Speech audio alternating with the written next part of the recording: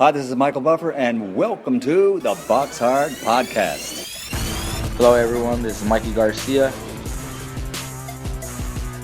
It's the monster from the swamps, Regis Rougarou Prograis. Hey, what's up? This is King Carlos Molina, former IBF world champ.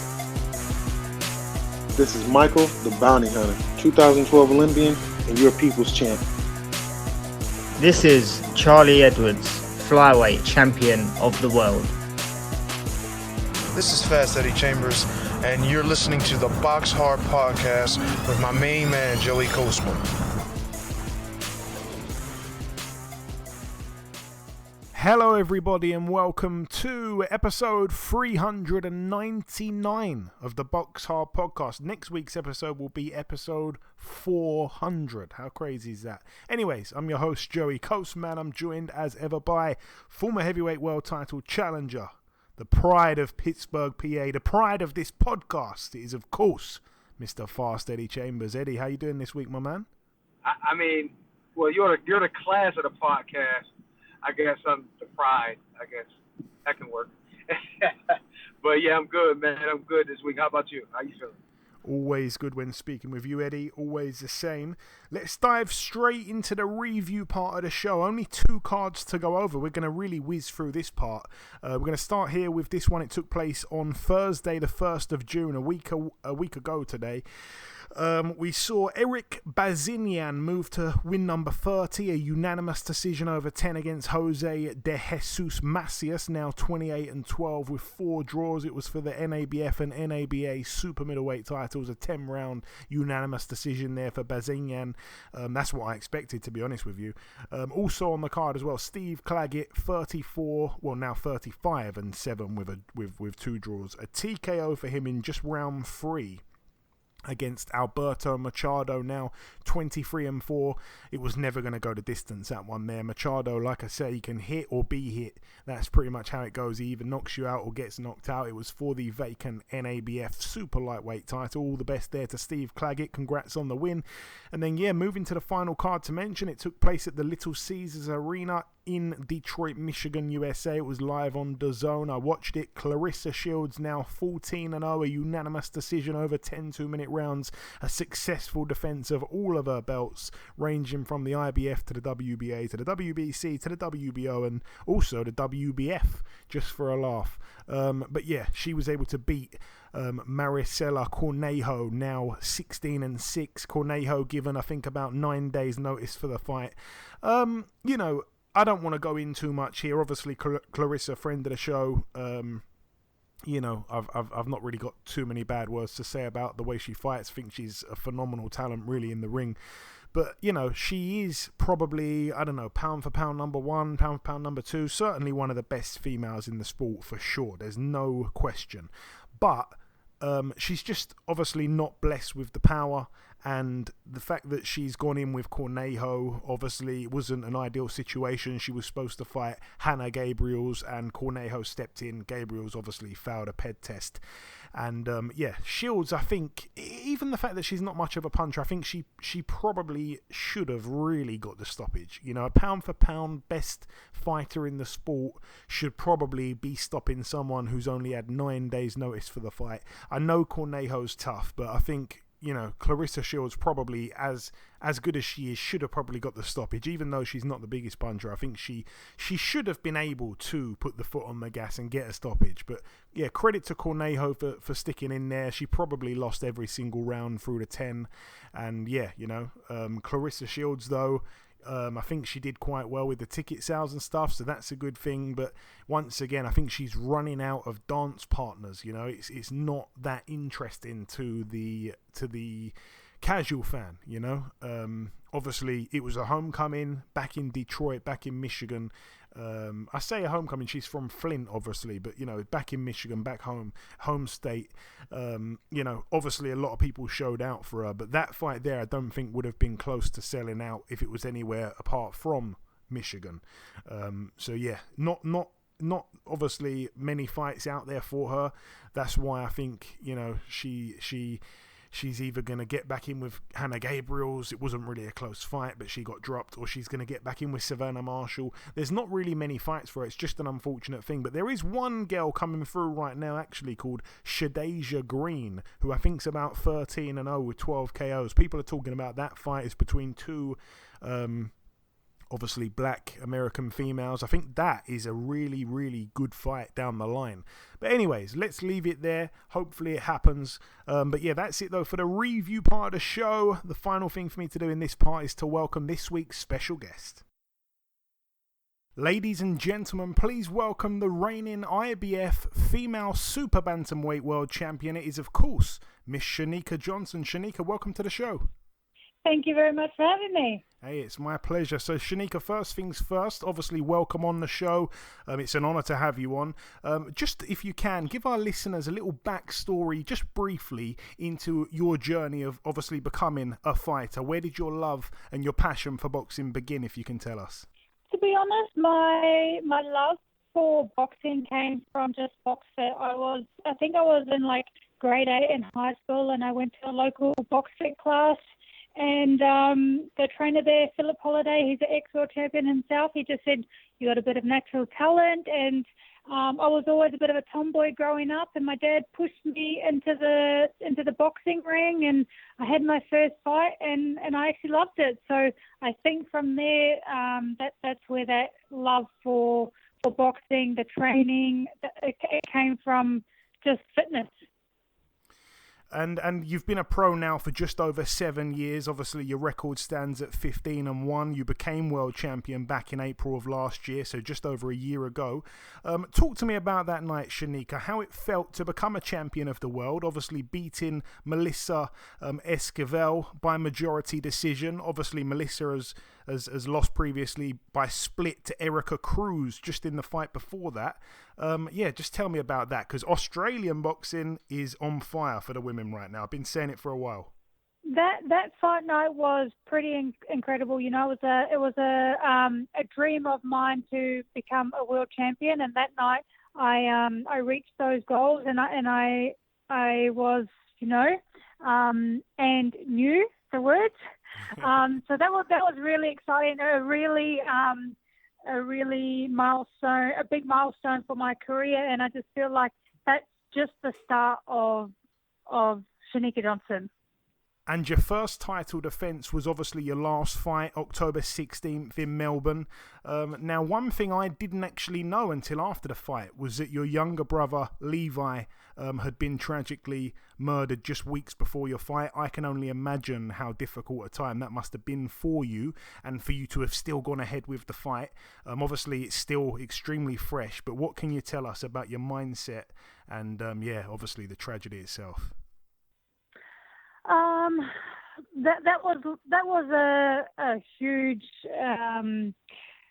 I guess, a huge downer on me when and my family when we had heard the news, and I really was for a good 4 or 5 days thinking, okay, am I going to be able to successfully get through the rest of this camp? How am I going to mentally be able to prepare?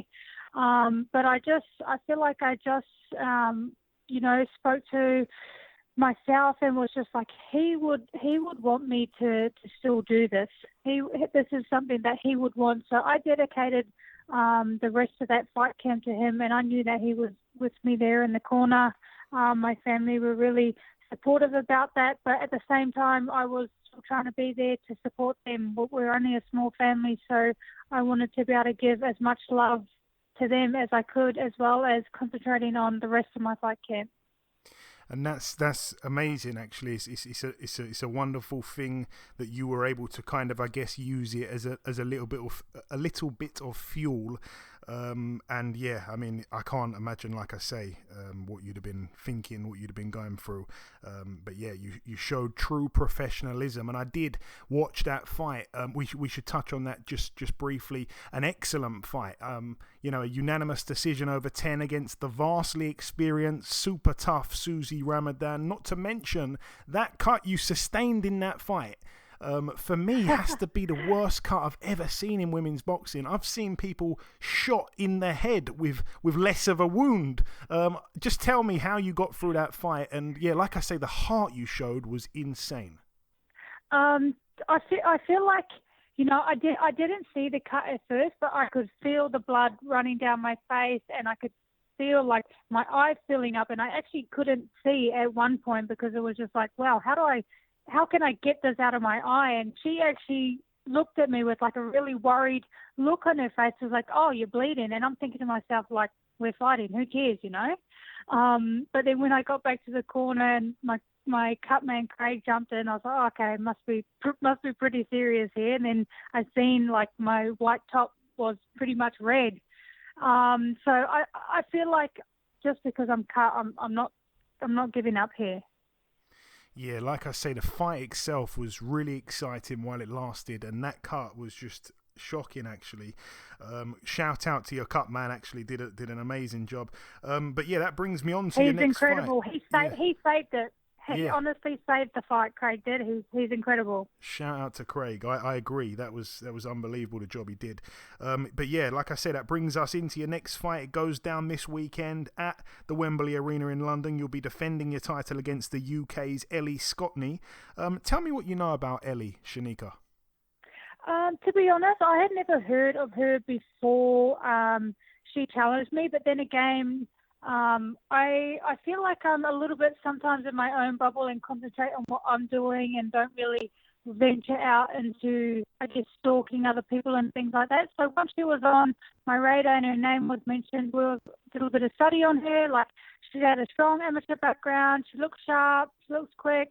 She's not going to be an easy fight, but I just feel like they aren't prepared for, I guess, the full potential that I have. Like, Melissa's fight and then the fight with Susie, that wasn't the best of me, and I'm yet to bring out the best of me. So I'm really excited to showcase that against a younger, sharper, upcoming fighter, and to I guess take my belt home here over in the UK. Coming to a background, like, I'm going out of my comfort zone because I'm confident in my ability that I'll still take my belt home. And one thing is for sure, she hasn't boxed anyone near your level just yet. Over here, very interesting to me was that you're about a 4-1 underdog, which I think is absolutely crazy. I mean, the fact that this fight as well was originally to take place on that Taylor Cameron undercard, I did want to just mention. I've kind of thrown two questions into one here, but yeah, did that disrupt training camp in any way for you? It put a little bit of a downer vibes on it because I was really looking forward to being on such an incredible women's fight card over in Ireland on Patty Taylor's homecoming. But at the same time, you can't like pick and choose. Obviously, being the fighter, you sort of just got the cards that you're given, and at the end of the day, it probably worked out best because I've had a longer camp, more time to grow as a fighter, and just, you know, like, this has honestly been the best camp that I could possibly have, physically, mentally, emotionally. Like, I'm in a really good place at the moment. It's great to hear that, and like I say, I'm really looking forward to the fight. I wanted to ask you as well, Cherneka, you said that sometimes you're in your own little bubble, you don't really concentrate on, you know, many other fighters. I wanted to ask if you do have, though, a favourite female fighter out there right now, or maybe a couple of favourites, if any. I do really admire Katie Taylor, even though considering her recent loss, like, she's just been an incredible role model for the sport and women's boxing in general. Like, just hats off to her. She's an absolute incredible fighter. She's definitely up there with one of my favorites. And also Amanda Serrano. She's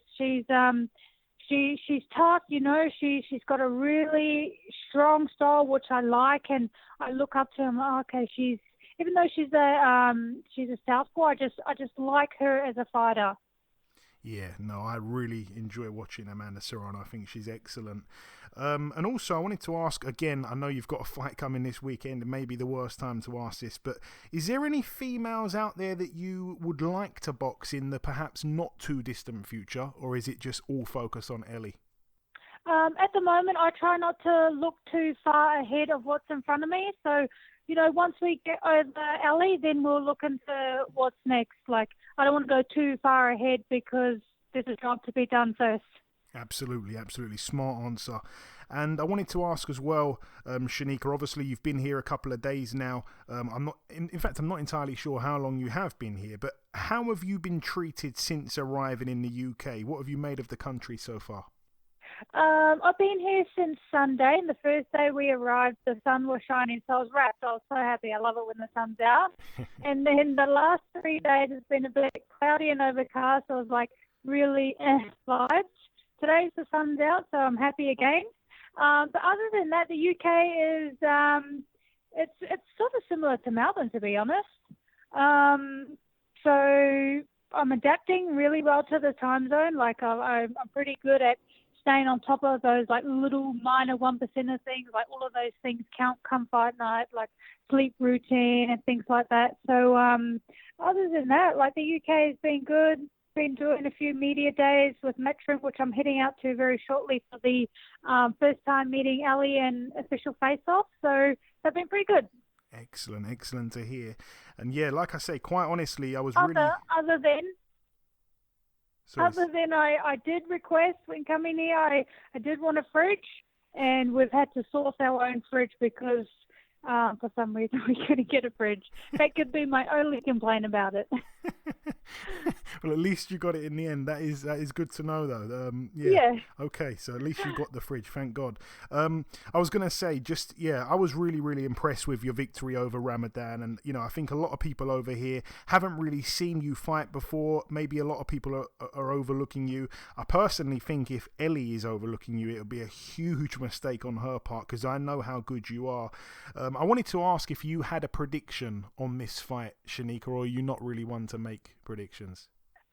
I'm not really one to make predictions, but I sort of have a game plan. Like I've got a game plan in my head, and me and my team have a game plan. And I think if we can pull that off, we're definitely going to disrupt her fight plan as of what we've seen previously. And I just feel like I'm not going to be the fighter that she's expecting, and I'm going to be more than the other fighters that she's previously fought.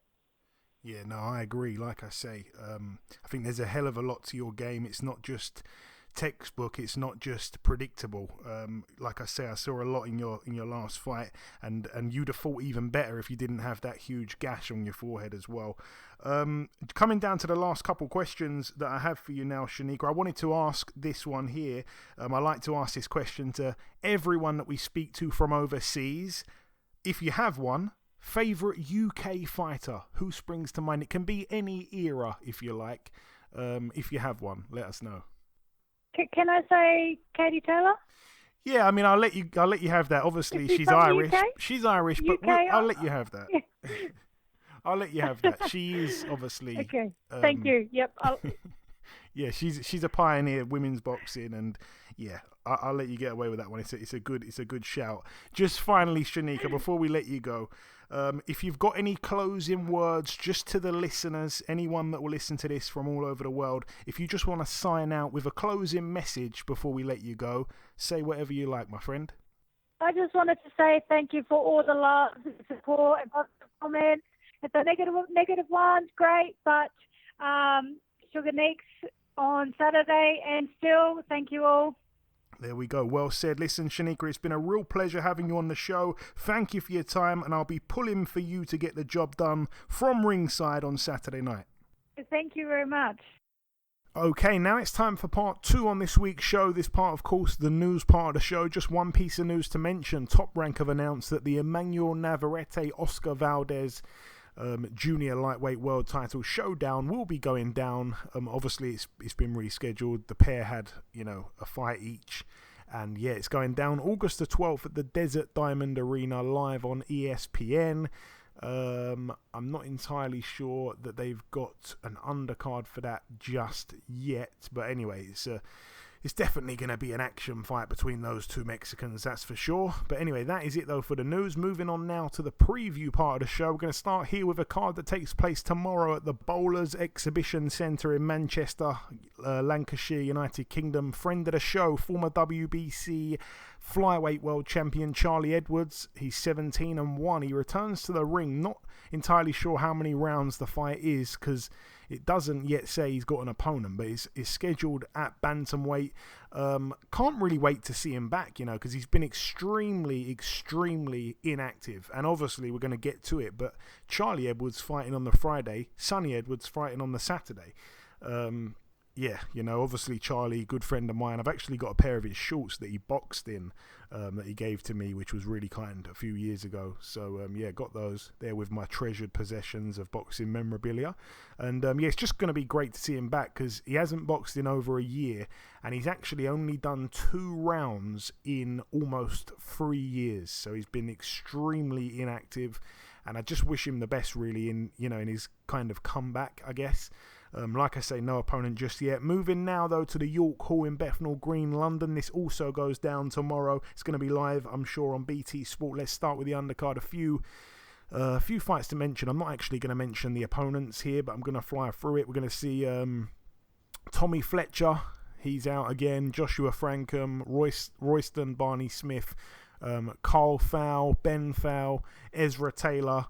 A good fight here between Henry Turner, 10-0. He defends his WBC International Silver Super Lightweight title over 10 rounds against the very tough Tom Farrell, who is 21-6 currently. Tom Farrell, if people remember, gave a really good fight to Harlem Eubank in his last fight. He actually had Harlem in a bit of trouble, but he's not a bad fighter, Tom Farrell. I don't think he's ever been stopped either, so I'd say that one probably goes the distance, but I wouldn't count him out. I think there's some smart money on an upset there for Tom Farrell. There's a few little bets that I like the look of actually this weekend. Elsewhere on that card, we're going to see Mark Chamberlain, 12-0. He gets in with Marvin Demolari, who is 12-4. It's for the IBF European lightweight title as well. I do think it's worth a small little punt on Mark Chamberlain just to win on points. I think it's about 4-1 for that to happen. I just think it's worth a punt. He's 12-0 with 8 KOs. This guy here, like I say, 12-4, but never been stopped. So it's just, I think, worth a punt there. It's over 10 rounds. And yeah, the main event, David Adelaide, 11-0. It's for the WBO European heavyweight title. He gets in with Emir Amatovic, who's 12-1. His one loss, he suffered a stoppage loss in round 3 to, what's that heavyweight? Oh dear. The heavyweight that... Filip Hrgovic, that's who he lost to. It was a 3rd round TKO there. Anyway, that's it for York Hall. Moving now to the Olympia in Liverpool, Merseyside over here. Just one fight to mention. It's a Dennis Hobson show. It's for the super flyweight vacant Commonwealth title. We're going to see former European champ Ryan Farag, 21-4. I remember being ringside when he boxed Sonny Edwards. Sonny put in a really good performance there. But anyway, Ryan Farag has been extremely inactive as well. He's boxed only 2 rounds in almost 4 years. He gets in with Marcel Braithwaite, who's 14-3 with a draw. Never actually recorded a stoppage, never been stopped.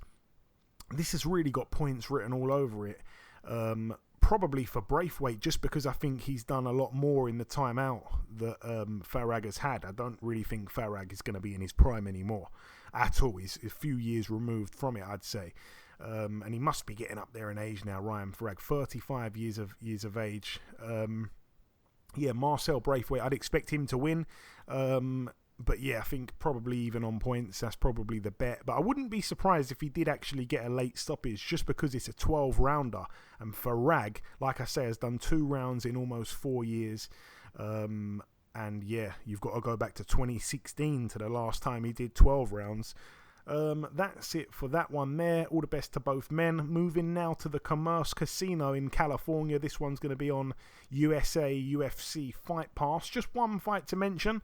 We've got Callum Walsh. He's 6-0 with 5 KOs. He's an Irish fighter prospect. He gets in with the very tough Carson Jones, 43-15 with 3 draws. It's for the WBC USA Silver Super Welterweight title, like I say. Again, Carson Jones about a 9-1 underdog, and not very often do we see him in with a guy that's just 6-0. So I think he's worth a punt at 9-1, and also Callum Walsh to win on points. You can get more than double your money there. So I'd cover both bases there. I think that's quite a decent little 2 bets there. Moving now to this one, it goes down at the Casino Miami Jai in Miami, Florida, USA. It's a Don King Promotions card, baby. I know you love that, Eddie. On this card, we're going to see Guillermo Rigondeaux, 21-3. It's a 10-rounder here at bantamweight.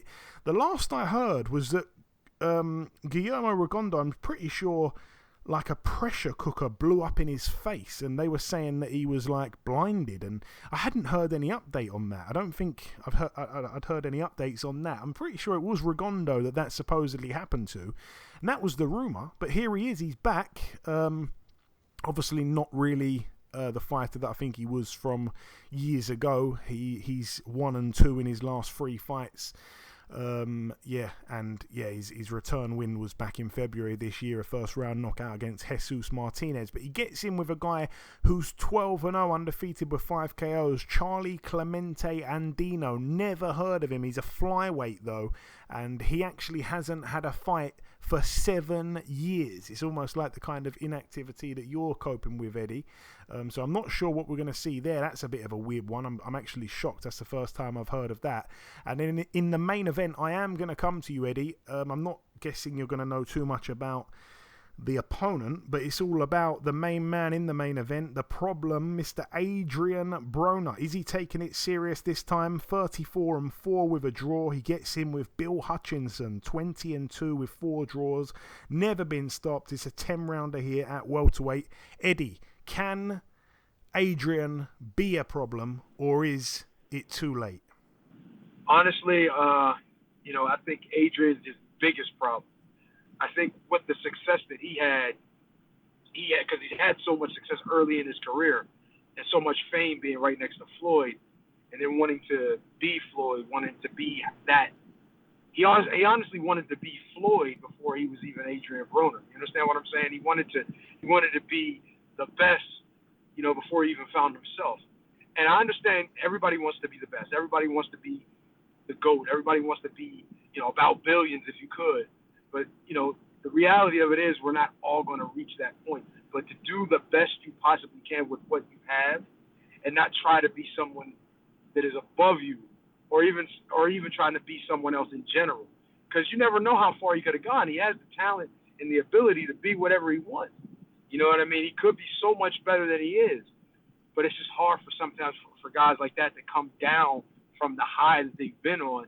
And that's when you'll see guys like, I love Roy Jones, man. He's one of my favorite all time to watch. James Toney, too. These guys have a hard time retiring when it's clearly been time for them to retire. They can't get out of the limelight. And I think with Adrian Broner, his moment, he needs to be in the gym, focusing. He don't need to be talking. He needs to watch what he says. He needs to rein himself in. He needs to grow up. Stop trying to be so, controversial. And don't worry about the controversy. Worry about fighting. And I think a lot of times these guys get out of the mindset of worrying about getting in that ring and being successful because they got so much confidence. They just believe no matter what, they're going to get in that ring on that night and the game is over. I'm winning. And it's not always going to be like that. So you're going to have to respect the game, respect your trainers, you respect the fighters you're fighting, and you'll be successful, especially when you got talent like his. I think he's, as much as you want to call him an underachiever, I'm pretty sure he hasn't had the best life before this, so, him getting into boxing probably saved his life. But he has been, with the ability he has underachieved. He was supposed to be one of the best in boxing and fell short of that when he was close to getting it. And I think it all stems from his mentality and what he thinks he is versus what he actually is. And he has to go back to the drawing board and really get himself, like I said, rein himself in, start focusing on training, focus on more what's going on inside the ring than what the hell's going on outside. And I guarantee you, he will be so much better. He is older. He's starting to, there's effects of it, the drinking, the party, and all of the crazy shit he's done. is going to catch up, but I'm hoping for his sake that it's going to take more time for that to happen, and that he still has time to right the wrongs that he had going on within his career. Well, all the best to him. Yeah, you know, he is another guy. It just seems like there's so much inactivity. Lots of guys coming back from a lot of inactivity this weekend.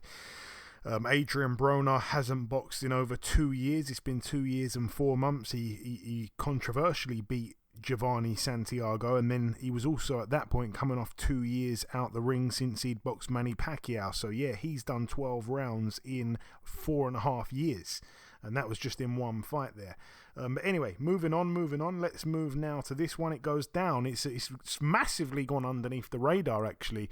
It's going down at the Casino Buenos Aires in Buenos Aires, Argentina, over here. Heavyweight, the undefeated Ivan Dyko, 12-0. It's for the vacant WBA Federcarib heavyweight title. I'm not entirely sure how he's managed to wind up fighting for that belt, because as far as I was aware, he was 100% Kazakhstani. But anyway, here he goes. He gets in here with former opponent of Dave Allen, Ariel Bracamonte, who a lot of people will remember. 12-10, a bit of a tough guy. So yeah, that's gone under the radar there. I haven't heard anyone talking about that. Ivan Dyko, yeah, he's been out the ring for a year as well. Moving now to this one, it goes down at the Wembley Arena. It's going to be live on DAZN on Saturday. Let's start with the undercard. Friend of the show, Shannon Ryan, 4-0. She's in an 8-2 minute round contest against Martina Bernil, who's 5-1 with a draw. The Romford Bull, Johnny Fisher, 8-0. He gets in with Emilio Salas, who's 7-4 with a draw. That's over 8 rounds there. Obviously not expecting it to go 8. Johnny Fisher, 8-0 with 7 KOs. This guy Salas, he's been knocked out in 3 of his 4 losses, including his last fight was banged out in 2 rounds. He's also been banged out in 2 rounds by Colby Madison. And yeah, he lost to Keith Tapia back in 2012 on his debut. He's been another one. Like, he's been a pro for over 10 years, been a pro for over 11 years, and he's only had 12 fights. It's really strange. He's a southpaw, 6'4", 38 years of age, residing at the moment in Yonkers, New York. Yeah, Johnny Fisher, I expect to get through him quite quickly, probably within 4 rounds. Also on the card, I think this would be quite interesting. Yusuf Kamari, 15-1 with a draw. Good fighter. Think he's a good boxer. You know, he's got the fundamentals nailed down quite good. He gets in though with Reece Bellotti, 15-5, who again is a real big puncher. Reece Bellotti coming off just over a year out again. I remember being ringside when Yusuf Kamari lost his O to Jorge Castaneda back in October 21.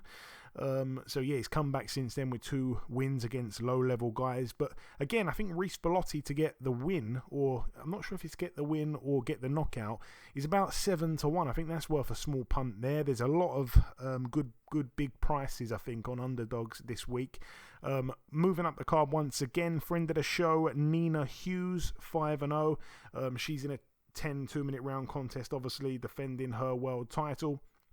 She is the reigning WBA World Bantamweight Champion. She gets in with the undefeated 6-0 Katie Healy, who again is stepping in on short notice because Shannon Courtney pulled out the fight.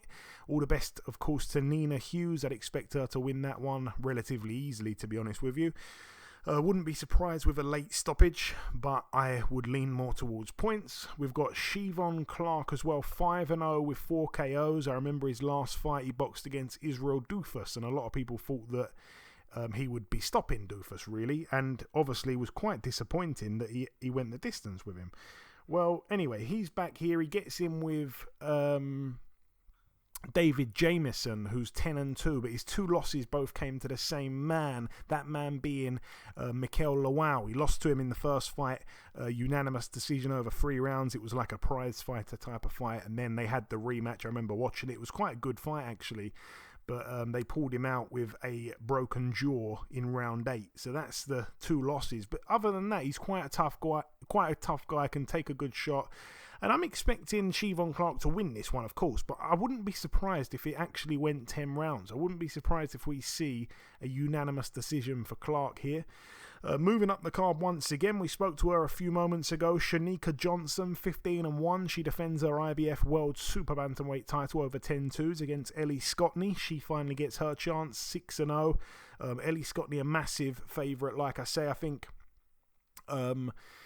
Cherneka has a big chance here, and like I say, I think the bookies have overlooked her. She's a 4-1 underdog, and she's even bigger than that to win on points, which is what I think could happen. I don't think she's going to stop Scotney. I don't think Scotney's going to stop her. I think it goes the distance, this fight here. That's perhaps a bet to get on.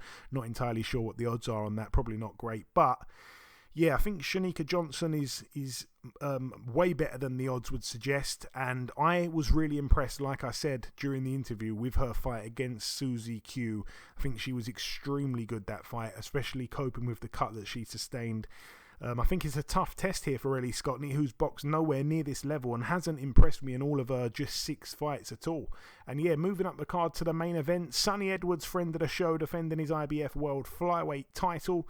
3 world title fights on this card here. But anyway, he's 19-0. He gets in with the little-known Andres Campos, 15-0, with 4 KOs from Chile. A lot of people were saying he's a little Mexican. He's not actually Mexican. He's from Chile.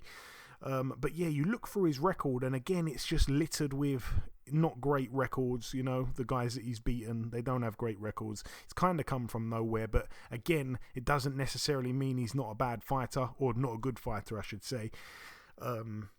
You know, you don't quite know what you're going to get. I think he's very much an unknown quantity. People were looking into a little bit of pad work he did in the week. People were saying, oh, he looks quite good on those pads, actually. He looks a little bit sharper than maybe most people thought he'd be. Looked like he could whack a little bit harder than perhaps people were expecting just on the pads, but we can't read into that too much. But what we did see, a lot of people were like, oh, this looks a bit tricky. He looked like his feet were in sync with his hands. So could have his work cut out here, Sonny Edwards, but again, you'd still have to favour him massively. Moving now, though, to this one. It goes down at the Toyota Arena in Ontario, California, USA. Over here, I'm assuming it's on DAZN. It's an Oscar De La Hoya show. Going to start with the undercard. Just one fight to mention. We always like watching him, Eddie. I won't come to you for any comments, but Shane Mosley Jr., 19-4 in a 10-rounder here against Demetrius Ballard, who is 21-1 with a draw. Like I say, I really feel like Shane Mosley Jr. has grown on me. You know, he's become better and better and better. I remember watching him early on. I didn't think he was that great, but slowly but surely he's been beating, you know, better fighters and stepping up the competition, and certainly he has improved. However, I wouldn't be surprised if he lost this one. He gets in with, like I say, Demetrius Ballard, who has only got the one loss, which was in his very last fight to Jaime Munguia. He was knocked out in just 3 rounds. But other than that, he had a decent resume, beating some decent fighters. So I think this one's going to be quite a close fight. I think you can just about triple your money on Ballard to cause the upset. So again, that I think is worth a small little punt. And then the main event, I am going to come to you, Eddie. Jaime Munguia, 41-0 these days. It's a 12-rounder. Still not that interested in boxing for a world title since moving up to I was going to say up to middleweight, but it appears that this fight's a super middleweight. That seems a bit mad. Or is that not mad? Maybe he was at super middleweight all along. I know he was champion at 154. I know he boxed Gabe Rosado. That was at 160. Oh, it looks like he has moved up to 168. He gets in with Sergei Derevianchenko, 14-4. Always in a great fight. You know, he's mixed it with the best of them. Danny Jacobs, Gennady Golovkin, Jamal Charlo, Carlos Adames, amongst others. He's lost, I think, all of those ones there, but they've all been on points. Very, very tough guy. He gets in with Munguia, 168. I'd probably say favours Derevianchenko, and it's definitely a last chance saloon for him, but always in a good fight, Eddie. And Munguia has slowly but surely been kind of changing his style into more of a boxer. I think he suddenly realised, whoa, I can't just carry on with this face-forward style, otherwise I might not make it to 50-0. I'm going to have to start boxing a bit smarter, and we saw that a lot against Gabe Rosado. Yeah. I mean, for so long, he's got so many fights, you know what I mean? Like, you were like wondering when, you know what I mean? Now, don't get me wrong, he's fought some guys, I mean, a couple of guys, but not what you expect. You would expect somebody with that many fights and that much experience and, touted to be that good to actually go and fight someone or try to get a title, or at least, make plans to do so. And it just hasn't seemed like that happened. However, in this one with Derevyanchenko, he's a guy, like you said, he's mixed in. I think now this kind of fight is like the fight, let me test my guy. His people are doing. Let me test him and see where he is in a way that he's going to fight this guy who's basically, this should be his last chance, and most would think it was his last chance. Even though he's an exciting fighter, most people are not going to read too much into this if he loses to Munguia as well. So it's like at this point he has to win. If he beats Munguia, then he's back. So this is a great test for Jaime Munguia right now. This is going to be the kind of challenge he needs. Then from here, there's no question he should be looking at trying to get a world title fight. You know what I mean? And turn his career now, turn himself into one of the major players. I mean, we've been talking about it for a while, and as a good fighter, a good up and coming fighter, it's about time for him to now become more than just a contender, at least a championship level contender. And I think waiting, and I understand the waiting. You know what I mean? Guys turn pro early, which I'm not sure if he did. I think he did. But guys turn pro early and they get a lot of fights and they get a lot of experience over that time. That's a good idea. There's nothing wrong with that. Even myself, I've had that because I was turned pro at 18. But at some point, you have to start fighting guys. You have to start getting the respect of your. I'm not saying you don't get the respect of his peers, but even more so, get more respect, and be prepared to actually now do something with his career other than just continue to fight. Because you'll see guys, like I've seen a few different guys that I've seen over the years never really step up and fight anymore. You know what I mean? They'll be 45-0 with no names on their record. And it just, to me, it just doesn't make sense. Why get in there? And I guess it's not a major risk when you're, just going in there fighting a bunch of guys that you should knock out or beat. But you never know. You might get that one and you get in there with him and he's a lot tougher than his record says. So it's about that time for him to get in there and show what he's capable of if he's able to do it against this guy Derevyanchenko, because he's very, very tough. He's experienced.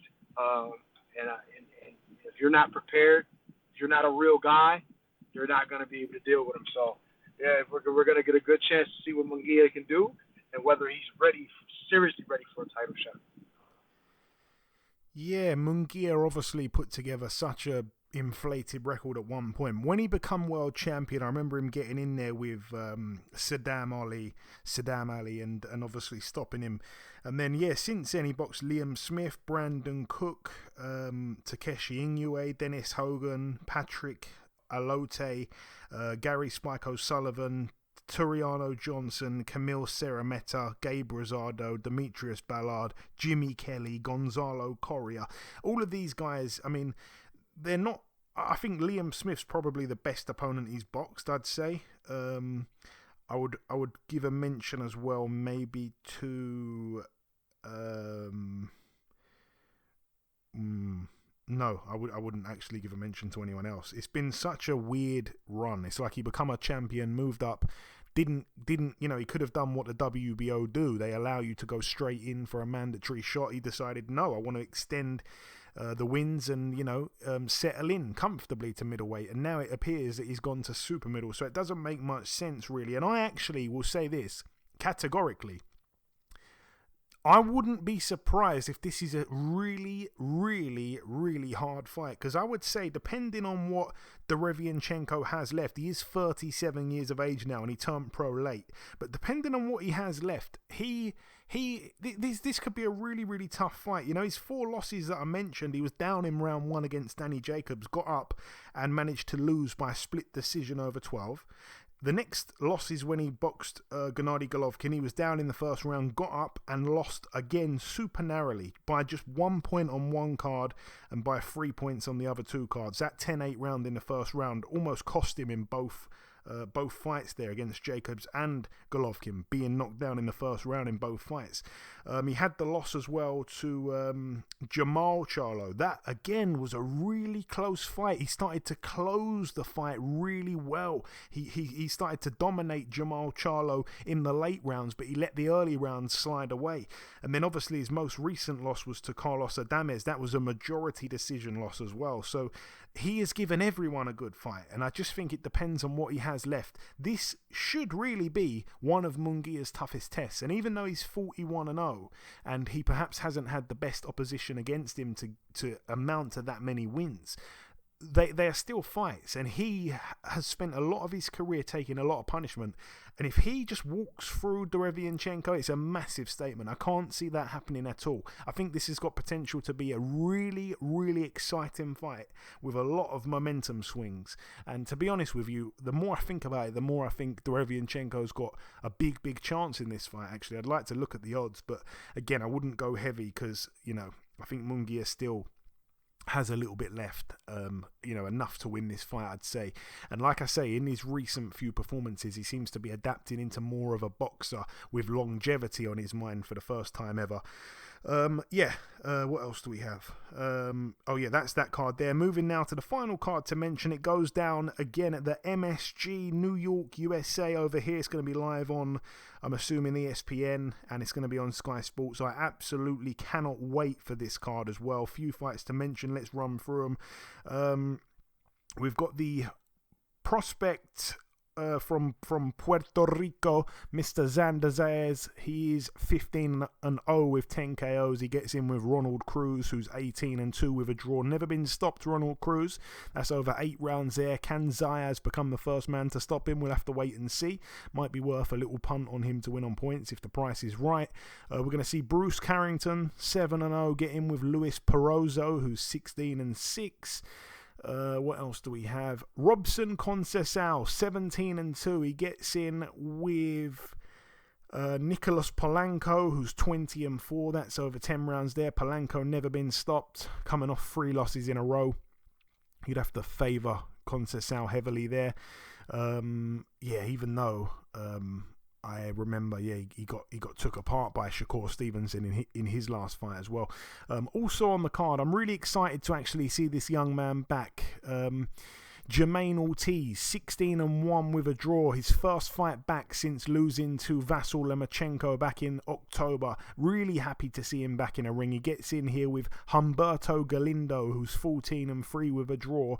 I remember watching his last fight. He boxed Raymond Muratalla. He had Muratalla down in the first round, but ended up getting knocked out himself in round 9. It was quite a fun fight, though. It was a lot of power shots just being thrown by both men.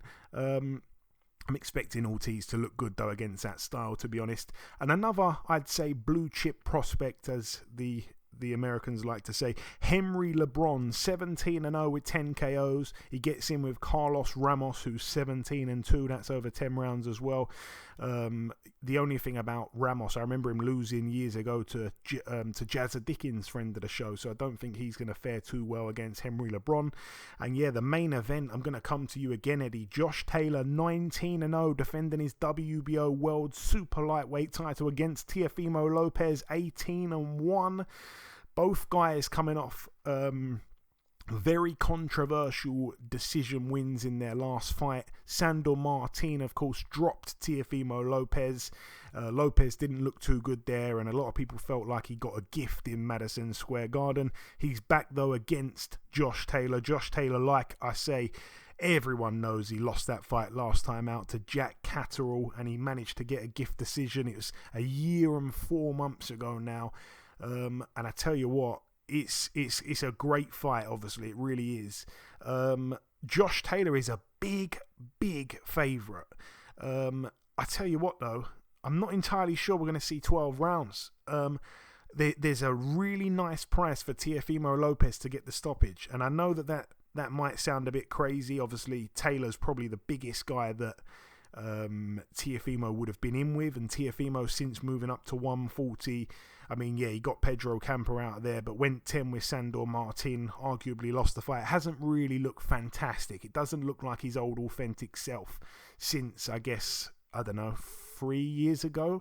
You've got to go right back to, the Lomachenko fight, he looked good, obviously. That was 2.5 years ago now. I mean, where does the time go? You know, other than that, you've got to go back to the Richard Comey fight, things like that. That's over 3 years ago now, 3.5 years ago since those times there where he was banging out people like Edis Tatley, Diego Magdaleno, wiping the floor with these guys. That's a long time ago now. I've got a feeling, though, that he might do it. I think my pick would probably be Tiafoe. I've just got this feeling that he's going to do it. Obviously, the inactivity for Josh Taylor, I think, is going to work against him. A year and 4 months out the ring, away from home. I just have a feeling Tiafoe is going to pull this off one way or another. But like I say, Taylor is the massive favourite. I'm going to come to you, Eddie. I don't know how much you've seen of Taylor, but it's a fantastic fight. Oh, no, I saw Taylor in a couple fights. Watched the video. And I also saw him in the fight with, it was a big fight. The big fight he had where he, I can't remember the guy. Ramirez, yeah. Ramirez, yeah. That was a good fight. It was a good test for him too, and he ended up coming out winning. But yeah, no, he's a fantastic fighter though. He can box really well. He's smart, he's intelligent. He knows what to do. IQ pretty high. I would have, before. Can I just interrupt? Sorry, Eddie. Just with a statistic, you got it. A staggering statistic that I found. Josh Taylor's last 6 opponents, their combined records, none of them had lost a fight. 133-0. His last 6 opponents, 133-0. That's got to be right up there with the toughest line. And goodness gracious, that shows you he's fighting all top quality guys and going after them. So you got to give him credit there. But I was gonna say, previous to the fight after the Lomachenko fight with we're talking about Lopez, right? After the Lomachenko fight, and before obviously seeing him lose to Cambosis and then have that tough with Sandor Martin, which it looked like he most likely would, most people thought he lost. I would have said that, Tiafoe for sure. Like if he would have done what we expected him to do in those 2 fights, I would have said for sure Tiafoe has a good shot at not only winning, but he might stop. You know what I mean? And that kind of because he looked like this guy is really, really sharp. Sharp, heavy punching guy, a lot of confidence, speed, good ability. You know what I mean? Blah, blah, blah. He just looks the part when it comes to that. But then, and then obviously not seeing much of Josh Taylor, but I've seen a lot of Josh Taylor. And besides the Jack Catterall fight, where it looks like, most likely, obviously he lost, but got the decision that happens in boxing, it's really hard to say that he would lose in this situation. Because it just, in the beginning, I would have said, like I said, Tiafoe. Now I'm looking at it, and even though I know it's a good betting thing, and Tiafoe he's not looked great recently, and you expect that he's due to have a good performance now. I still look at what Josh Taylor can do, his range, his boxing ability, that southpaw style being really good with that southpaw style. And I'm looking at it, and it's hard for me to go against it. And I kind of understand to a degree why the bookies are putting him such a favorite. And like you said, looking at his previous opponents, he's been in tough every time out. And I'm not saying that Tiafoe hasn't, but we're talking about guys with no losses, guys who are top guys that he's fighting for his life every time he steps in. I don't know. It would be hard for me to go against Josh Taylor in this one. Yeah, and once again, I just think there's so many tangibles. I mean, yeah, Josh Taylor, he went on a heck of a run, beat Victor Postel. Then he took the O away from Ryan Martin, who was a prospect fighting, I think, with Abel Sanchez up in Big Bear, if I'm not mistaken, took his O. Then he went and took Ivan Baranchik's O. Then he went and took Regis Prograis' O. Then he boxed a guy who wasn't very good from Thailand, took his O. Then he come and took Jose Ramirez's O on the road as well. I'm forgetting he's been to America and taken an O. And then, yeah, by controversial fashion, he did take Jack Catterall's O last time out. Yeah, there's a lot of tangibles, and why I say that is because one of the biggest things that I haven't seen many people talk about recently is that Josh Taylor was apparently really struggling with the weight, and he didn't look good on the scales against Ramirez, but he won the fight even though it was close. He didn't look well, I don't think he looked too bad on the scales against Catterall, actually. I'm pretty sure he said he did the weight the best he'd ever done it, but he blamed the weight afterwards on a poor performance, despite him still saying he felt he deserved it, and no one agreed apart from him and I think two of the judges. But anyways, he definitely lost that fight, and to see him still at the weight, and he hasn't fought or had to make the weight in a year and 4 months, I think the weight, if he gets down to it, I think that's going to really hinder his performance. And that inactivity, I think Teofimo Lopez, again, hasn't looked too great since moving up. So that's a thing as well. Like, it's a weight that if they're both 100% healthy and fit at, it's a weight that, of course, all day long suits Taylor. But is he healthy and fit at this weight? And because he hasn't had to make it for such a long time, that's why I feel like the playing field is leveled out a little bit. And maybe 140 now has become actually a more comfortable weight for Teofimo to make because he's still kind of new to that weight. So there's a lot of things to look into. But definitely we can confidently say both guys were very lucky to win their last fight. And a lot of people felt that they got gift decisions respectively. And here we go. It's a great fight. Like I said, I've been looking forward to it for a long time. I think Teofimo has managed to get under the skin of Taylor, which isn't particularly a difficult thing to do.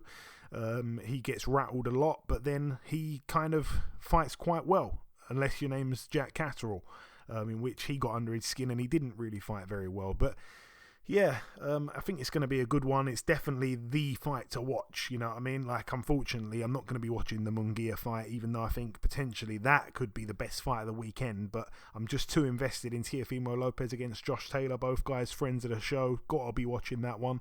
And yeah, hopefully it is a cracker, but I think there's so many great fights to sink our teeth into this weekend, and I'm really looking forward to next week's show. It's going to be, of course, episode 400, and there's going to be so much to review, which is always going to take quite a bit of time, Eddie, so expect that next week. I think it's going to be a bit long in part 1, but anyways, that brings the preview part to a close. I cannot wait to watch the boxing this weekend. In part 1 we did the review part, then we welcomed our special guest Cherneka Johnson, all the best to her.